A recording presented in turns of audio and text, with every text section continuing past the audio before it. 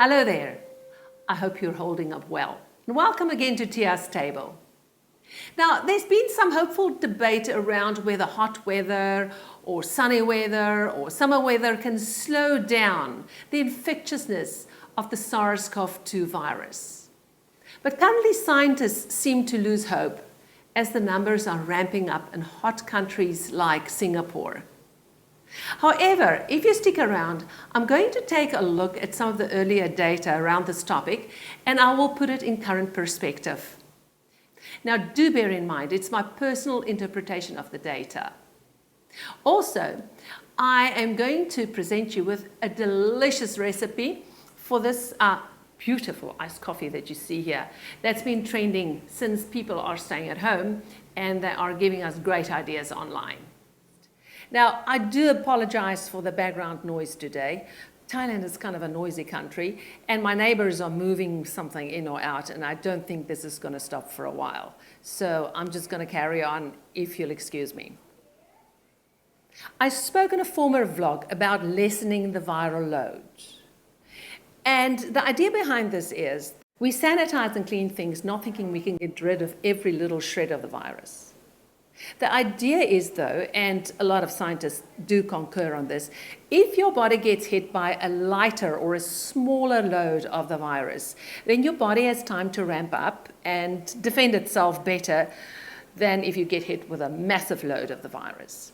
Now, it seems to me, and if I look at the data and the country that I reside in, which is in the tropics, that heat and sunshine definitely contributes towards lessening the viral load. Now, it won't let the virus go away, won't make it go away, but it will lessen the viral load, which, of course, if you're facing winter, you might want to keep that in mind as well. On March 12, I came across a discussion of a study regarding the effect of heat and humidity on the virus, and it's quite interesting, and I'll leave the link for you below. Though in a discussion on 15 March, doubts are beginning to surface regarding the deteriorating effect of heat on the virus, as an outbreak appeared now in more hot countries like Malaysia. And you can take a look at this link below as well. On 17 March, and I will leave the link for you below as well, the same source expresses uncertainty about heat and humidity being a deterrent in so-called hot countries, including Thailand, where the numbers were sort of going up or had an upward trend. However, I do think the heat is a deterrent in Thailand, and I'll explain why I think so. Now, bear in mind, Thailand had its first case around the middle of January. In January, we still had 3 million Chinese tourists, many of them from Wuhan, in our country. In February, there were still 1 million of them left here.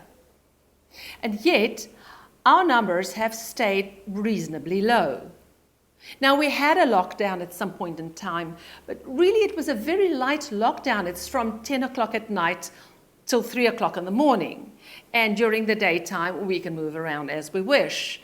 Some businesses have closed, like big department stores and so, also contributing towards less human movement in the daytime.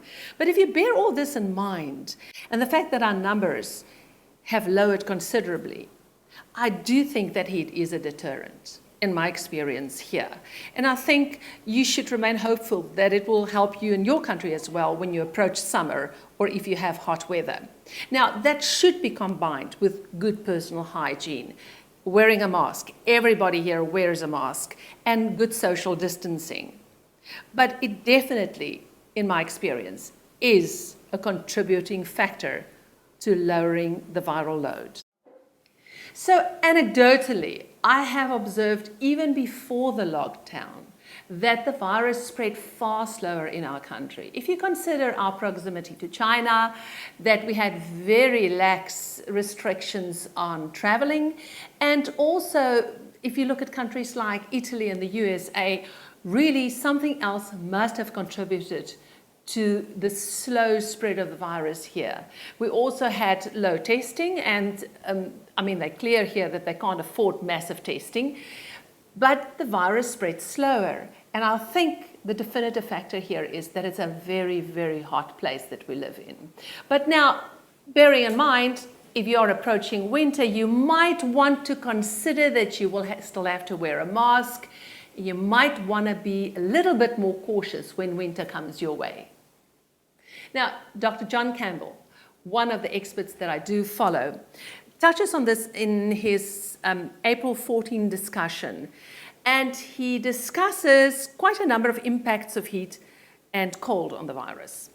And I will leave the link for you below. I'll leave the exact time for you below where he starts this discussion, but the whole video is rather interesting because he discusses frequently asked questions. Now, additionally, I'm going to harper on the fact that you should wear a mask. And Dr. John Campbell gives persuasive data from a research paper, and it was peer-reviewed, so this adds weight to it. And I think the discussion was one of his April 30 vlog, and I will leave a link for you below. If you want a rather persuasive graph that will help you with this, I would encourage you to take a look at a graph provided on 21 April by Peak Prosperity. And it shows you how it's working out for Sweden. They're not wearing masks, and they do not have as much social distancing. Now, the Swedish, how shall I put it, experiment is still under review. I mean, we can't say yet, but it seems right now that they are paying a price actually for it.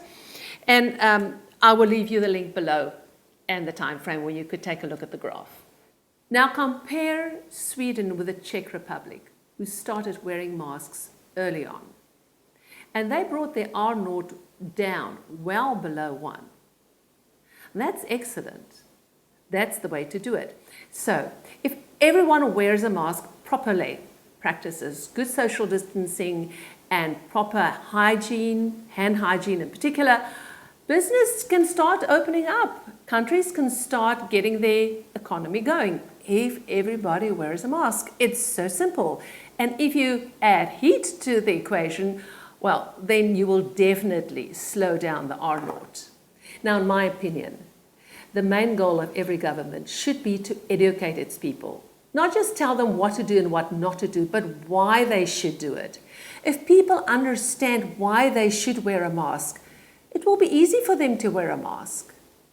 Education is the main thing that governments should spend their time on. Now, I want to urge you to take responsibility for your own life, your own safety, your own health, regardless of what your government requires of you or regardless of the rules. And that is what we did, and that's why we are staying safe. Now, one of the great things that has come out of this strange time of isolation and lockdown is great recipes. I mean, people have to stay at home. They have to cook for themselves. Now, look, I cook anyway. I'm a fairly proficient cook and a total foodie. And I cook so that we can eat great food. And restaurants are expensive. But I found this absolute gem of a recipe that I want to share today with you. One of the great recipes that trended online and caught my eye is the beauty of iced coffee, this Dalgona coffee. Now, a quick disclaimer. I'm not an instant coffee drinker. In fact, I'm a little bit of a coffee snob. So I could safely presume, though, that the better the quality of the instant coffee, of course, the better the product will be. And I think that I, can testify to that because I picked an expensive instant coffee, and this is really great, even for someone like me and Lawrence, and we don't drink instant coffee as a rule. Now, the recipe is really simple. It's kind of magical, like making a meringue. You have nothing and then you have something, and it's wonderful. Now, you take equal measures of sugar and coffee and hot water, like water that you've just boiled.